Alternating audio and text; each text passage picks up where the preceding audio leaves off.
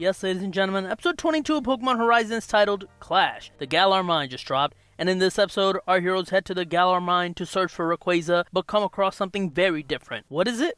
Let's find out.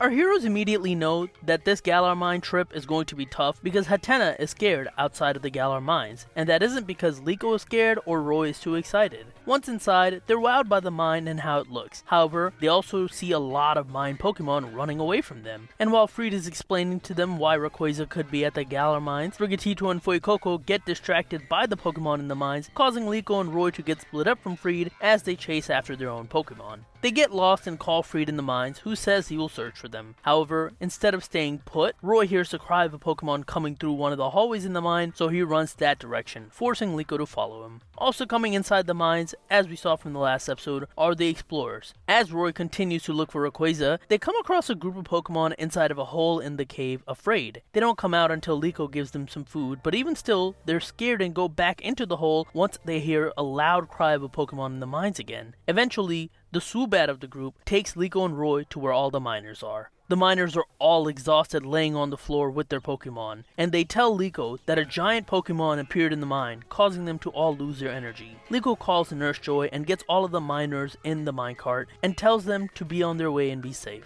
They know that something major is happening here, so they go to look for Friede. This creates the perfect opportunity for Onia and Zerk to appear to battle Liko and Fuecoco. Meanwhile, Amethio goes after and finds Friede, and immediately challenges him to a battle. Golduck and Rhyhorn versus Sprigatito and Fuecoco. However, before Onia's Golduck can attack, Captain Pikachu arrives and sends it the other direction. Then, from the floor, arrives a dark aura that bursts into the cave. And while the Pokédex and our heroes don't know what this is, we the audience do know that this is Galarian Moltres. For posterity's sake, Galarian Moltres' Pokédex entry reads, "This Pokemon's sinister, flame-like aura will consume the spirit of any creature it hits. Victims become burned-out shadows of themselves." And this explains all of the exhausted miners in the Pokemon in the area. This Pokemon is also super powerful, as it unleashes a bevy of air slashes to take down the explorer's Pokemon. And that is also because, as Liko notices, it has an ancient Pokeball, meaning it's one of Lucius's Pokemon from his ancient adventures. Lucius, if you don't recall, is the name of the ancient traveler that even motivated Roy to go on his own journey. The explorers decide to retreat, and before Cap can battle Galarian Moltres, it once again unleashes its aura, causing everyone in the area to lose their energy. Galarian Moltres then begins attacking our heroes. Cap protects Sprigatito from getting hit, and gets hit massively by Air Slash in the process. Eventually, through perseverance, Roy and Fuecoco are able to stand up against the aura. However, Fuecoco's flamethrower is no match for the Moltres' gust attack. Once again, it's Cap who breaks through the aura and saves Fuecoco and takes the brunt of the damage, getting badly injured in the process. Meanwhile, in the battle against Amethio and Friede, Amethio is using Phantom Force to attack Charizard, and once it gets hit by Dragon Claw, Weak Armor activates, causing it to speed up. While Friede is dealing with that, Liko knows that if they don't leave the area, they're finished, so she also breaks through the Moltres' aura. She then picks up Cap and gets ready to go. Roy simultaneously is in the floor, shocked at how powerful this Pokemon is. Liko snaps him out of it, and they both take the minecart and begin leaving the cave. Moltres, however, follows them through the cave, and Fuecoco has to use Flamethrower to give our heroes some additional distance. As Friede and Amethio continue battling, they're interrupted when they see the chase unfolding, as Friede stops Moltres from chasing Liko and Roy with a well-placed Charizard Flamethrower, causing it to now shift attention towards the two battlers. As Liko and Roy continue to get outside from the minecart, Friede and Amethio are left in the cave, now facing a mad Galarian Moltres, and that is where the episode ends. This is an episode that leaves a lot of questions to be answered. It's a pretty simple premise, and the majority of the episode is spent on first the mystery aspect in the first half, and then fighting in the second half. There aren't any major plot developments beside Galarian Moltres appearing and attacking everyone. The biggest thing about this being that it's also an ancient Pokemon. This probably means that my theory that Liko will end up collecting all of the ancient Pokemon is out of the window, as they probably wouldn't give her a legendary Pokemon this early in the series. I know she already has Terapagos, but that's one of those Pokemon that activates random. She can't really rely on it. And I guess even if she did get the ancient Pokeball, that would also be the case with Galarian Moltres. So although maybe I could be wrong. The way I could see this going, though, is that Liko is able to somehow calm down the Galarian Moltres and cause it to fly back to either the Crown Tundra or go back to its Pokeball. Now, what they would do with that ancient Pokeball, I'm not sure. With how powerful it's being shown as, it'll be interesting to see where the story goes next. This also makes me wonder where the Rayquaza plot is going to go and if it'll connect to Liko's grandmother in the future that our heroes are heading towards. Lots of questions still to be answered, but there's a lot of intrigue in the next few episodes. This episode felt like the setup, so I can't wait to see where the story's heading. But what about you guys? What did you guys think of this episode? Let me know in the comments down below. Be sure to like, share, subscribe. You can follow me on Twitter at TheRealPDGaming, and that is it. I will talk to you guys later. Peace.